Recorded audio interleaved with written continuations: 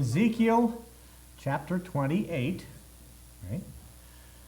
And this, continuing, if you will, God's judgment of Tyrus or Tyre, okay?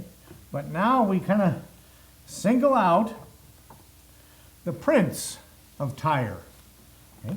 And again, his name is not mentioned in this passage, but as Pastor found out, Ithobaal the third was probably the prince of Tyre at the time, okay? And this is a prophecy against him. And God, picks out a specific person here. Throughout, if you will, the known world at the time, plus pick any empire, from the start of history, down to current day. Pick any empire or any ruler, any dictator, anybody you want, any person who, let's see, who we have today. We've got Kim Jong-un over there in North Korea. We've got Vladimir Putin over there in Russia. Who's it's in China? Whoever the, I don't know who Oh, yeah, yeah. There we go. Or our current governor. Oh, yeah. But any of those guys, any of those tyrants, throughout history. Let's see, who could we start with? We could start with Nimrod, back in the Bible.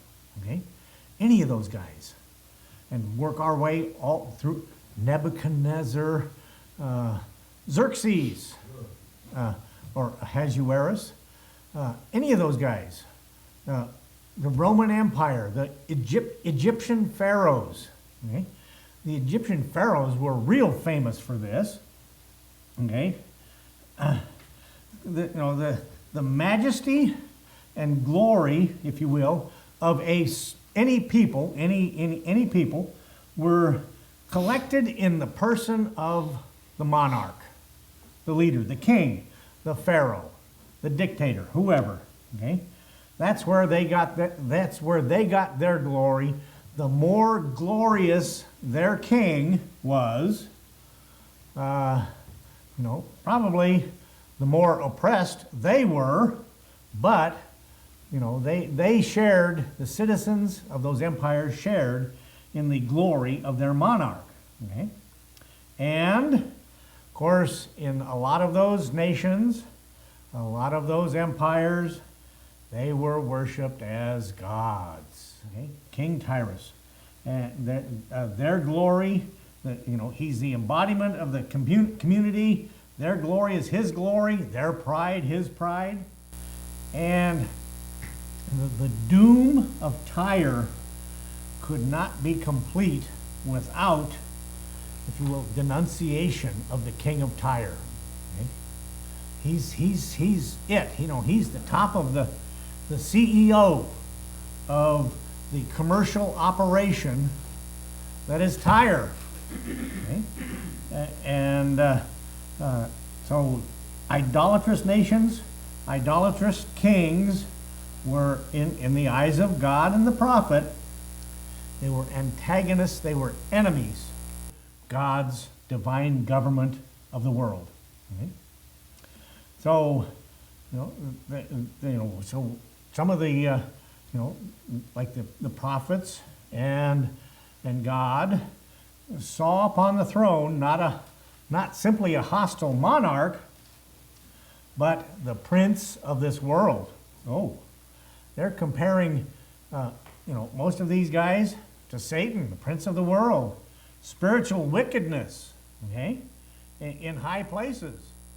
And we can find, like I said, we can find nations today where evil dominates over good. The prince of Tyrus, wherever evil is, there's the prince of Tyrus, okay? against whom God utters his voice. Thus saith the Lord. The word of the Lord came unto me. Okay? And so he's, Satan's always working. God always condemns it and will destroy it. And he will take care of it. And he will say, Son of man, say unto the prince of Tyrus, say unto whichever evil leader we've got today, say unto Kim Jong-un over there in North Korea, thus saith the Lord God, because thine heart is lifted up, I am a God. I sit in the seat of God. Okay? In the midst of the seas. I'm it. King of Tyre, he was it. Like I said, CEO of the fabulous, commercial operation that was Tyre. Okay? And he did make his citizens wealthy. He did, and I'm sure they were. If the citizens can get wealthy, in some way, not as wealthy as him, but if the citizens, they're happy, we're getting rich. I sit in the seat of God in the midst of the seas, yet thou art a man. Okay? We need to remember that. We can't come anywhere near God because we are humans. And with the record of humans, boy, there are a bunch of us that are evil, okay? And a bunch of us that are no good. Okay? Thou art a man and not God, though thou set thine heart as the heart of God. You can say yourself you're God all you want, but that's not going to happen. Okay? Now, again, we mentioned one of the kings of Tyrus, Hiram, was a friend of Israel, but Ithobal, again the third, we don't know too much about him again, except what God says here. So down in verse 3, okay, now he comes, behold, thou art wiser than Daniel. This little sentence right here is so full of irony. Okay, it's Daniel, and now remember, Ezekiel and Daniel were contemporaries. They were, Ezekiel was up in Chebar, up there north of Babylon. He's in captivity. Daniel is in Babylon. They know each other. Okay, they have heard of each other. We don't know that. If they ever met, we don't know. It's possible, but the Bible doesn't say that they ever met, so we don't know. But here God does mention here, since God is telling Ezekiel what to say to the prince of Tyre. Okay? Behold, thou art wiser than Daniel. Talk about BS. Oh. Yeah. Irony. Yeah. There is no secret that they can hide from thee. Okay? Yeah, that's a true statement.